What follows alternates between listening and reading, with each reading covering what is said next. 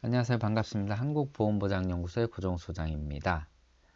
오늘은 또 어떤 이슈들이 있는지 2019년 4월 22일 신문을 보도록 하겠습니다. 주요 내용을 살펴보면요. AIG 손해보험 RBC 비율 굉장히 높음에도 불구하고 경영 개선 권고를 받았네요. 어떤 이유일까요? 그리고 자율주행차 사고가 나게 되면 보험은 어떻게 처리되는 걸까요? 미중 무역 전쟁이 끝나면 좋을 줄만 알았던 한국 반도체 수출에 문제가 있을 수도 있다. 그리고 재미있는 기사가 있는데 투자하면 안 되는 부동산 세 가지에 대해서 재미난 기사가 있습니다. 그리고 서울 집값 정말 바닥을 찍었나? 라는 헤드라인을 보고 해당 기사를 좀 갖고 왔고요. 마지막으로 금리 인하에 대한 이야기들이 페드에서 자꾸 나오고 있습니다. 어떤 이유에서인지 한번 보도록 하겠습니다. 먼저 보험 관련 기사를 보도록 하겠습니다. 자, 자율주행차는 다 아시다시피 5단계로 구분이 됩니다. 네, 지금은 3단계 단계고요. 3단계는 어떤 단계냐면은 자율주행차와 일반 주행의 중간 단계라고 보시면 될 것 같습니다. 그래서 손과 발을 모두 자동차에서 뗄 수 있지만 긴급 상황에 대비해서 운전자가 늘 대기해야 되는 상황이고요. 지금 전 세계적으로는 유일하게 3단계가 상용화된 게 아우디의 A8이라는 자동차고요. 우리나라에서도 지난달부터 시범 운행을 하고 있습니다.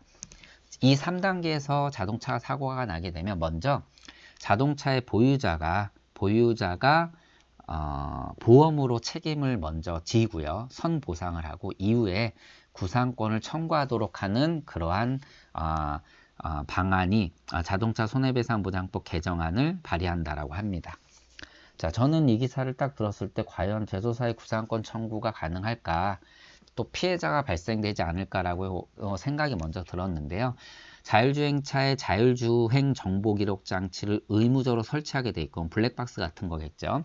그리고 자율주행 자동차 사고조사위원회를 국토부에 설치를 하고 이 사고 내용을 누구나 볼 수 있게 관계된 사람들이 누구나 볼 수 있게 해서 올바르게 보상이 될 수 있도록 피해자가 없도록 한다라는 그런 내용을 볼 수 있습니다.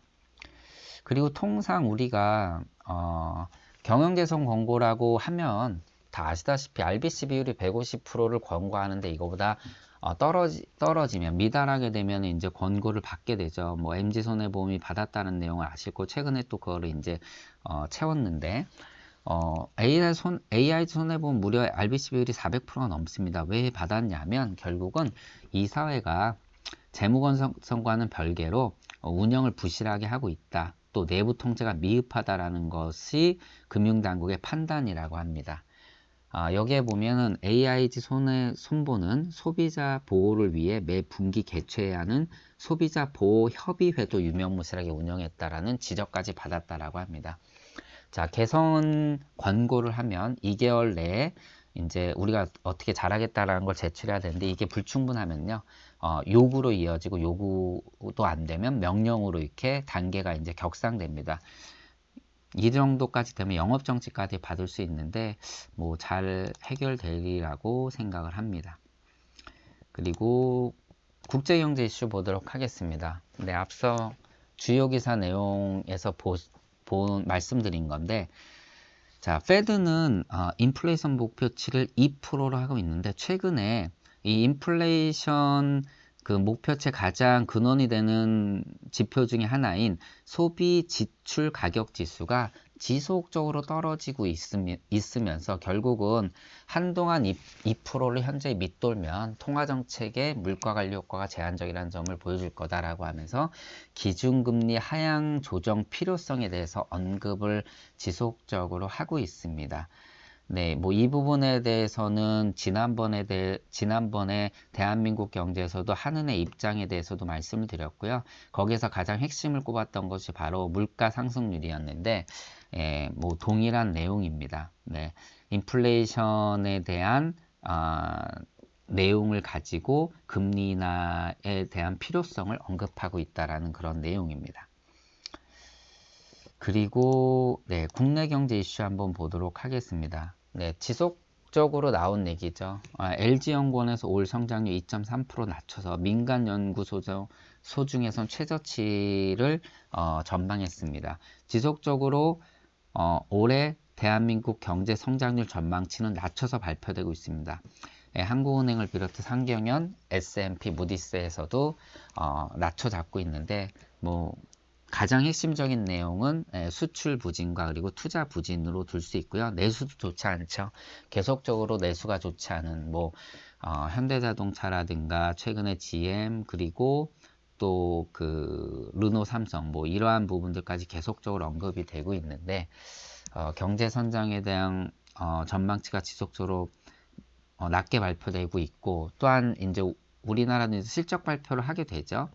하지만 미국이 실적 발표한 어닝 서프라이즈에서 예상치보다 좋게 나온 거와는 반대로 대한민국 그런 기대를 할 수가 없을 것 같다는 그런 기사 내용도 있습니다. 자, 그리고 미중 무역 전쟁이 끝나면 한 번 더 중국 수출 급감 우려다. 뭐 우리는 사실 긍정적인 기대를 했으면 미중 무역 전쟁이 끝나게 되면 물론 긍정적인 부분들이 있죠. 그리고 중국 경제에 대해서 어느 정도 호전될 것이라고 보고 있고 중국 정부의 의지도 확인을 했고요. 지표들도 최근에 좋게 나왔다라는 말씀을 드렸습니다. 그래서 이러한 지표들을 통해서 중국 경제에 대한 어떻게 보면 반등 또 앞으로의 이제 그 호전을 기대하고 대한민국 경제도 좋아질 거라고 예상을 하지만 미중 무역 전쟁이 타결되면 미국이 최대 수혜자가 될 텐데 결국은 대중 무역 적자를 줄이는 과정에서는 한국과 일본이 수출에서 큰 피해를 볼 것이란 내용입니다. 중국이 미국 반도체 수입을 늘리기 위해서는 일본과 한국의 수입을 줄일 것이다 라는 전망이 대표적이다라고 하고요. 현재 한국의 대중 수출 중 30%가 반도체를 차지하고 있는데 이런데 안 좋은 영향을 미칠 것이다 라는 그러한 내용입니다. 뭐 이를 해결하기 위해서는 한중일 삼국 간의 경제 협력이 필요한데 뭐 아시다시피 다양한 정치적인 이슈들을 포함해서 걸림돌이 있다 보니까 해결이 어려울 것이다 라는 그러한 내용들의 기사입니다. 네, 그리고 재테크 관련 기사를 보도록 하겠습니다. 뭐 대기업과 중소기업의 임금 격차가 최대 3배까지 벌어졌다. 5년간 악화되고 있다. 뭐 늘 이제 경제가 안 좋다는 얘기를 할 때 양극화에 대한 이야기가 나오고 뭐 중산층이 무너지는 이야기가 나오고 대기업과 중소기업의 임금 격차가 벌어지는 문제들 항상 언급되고 있습니다. 네, 뭐 좋지 않은 기사지만 어쩔 수 없이 이제 이러한 그 시장의 지표들을 갖고 결국 우리가 만나는 소비자들에 대한 어떤 재무설계라는 방안을 잡을 때는 이러한 지표들이 좀 필요할 것 같아서 한번 언급을 했고요. 그리고 아까 말씀드린 내용이죠. 예. 생각보다 우려했던 것보다 뚜껑 열어보니까 미국 기업의 78%가 좋은 성과가 났다. 근데 한국도 이러한 것들을 기반으로 해서 좋게 발표될 것 같지 않느냐라는 기대는 안 하는 것이 좋다. 뭐 그러한 내용이고요. 그리고 베트남 증시에 대한 얘기도 있고 서울 집값 바닥 찍었나 강남 주요 단지 속속 반등 뭐 이런 기사 내용인데 지난해 최고가 수준의 아파트가 최근에 강남권에서 거래됐다라고 합니다.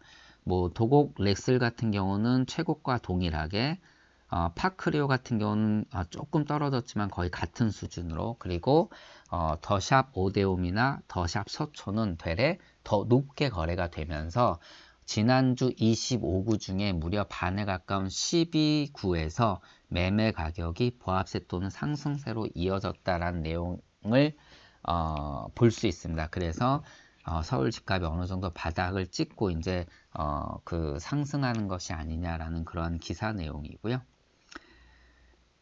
투자하면 안 되는 부동산 3가지. 최근에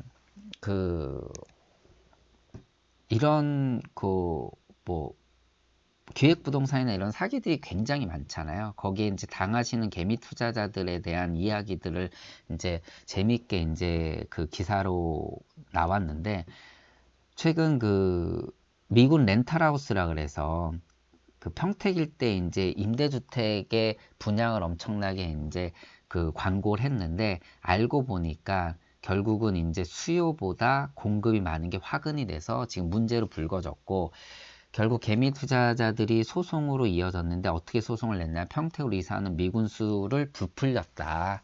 그래서 결국 우리들에게 사기를 쳤다라고 이제 소송을 걸었지만, 이 소송에서 개미 투자자들이 이길 확률은 거의 하늘의 별 따기다라는 내용입니다. 그래서 90년대 동대문 일대 테마상가 문제들, 뭐 이러한 그 개미 투자를 울렸던 얘기들, 2000년대는 레지던스 호텔, 2010년에는 분양형 호텔들이 다 비슷한 방향으로 개미 투자자들 울렸다라는 내용입니다. 그리고 최근에 그 기획부동산 같은 거래 건수를 보게 되면 그 토지 거래 건수 중에 6.4%가 기획부동산이었고, 세종시에서는 무려 30%가 넘는 게 기획부동산 거래였다라고 하고요.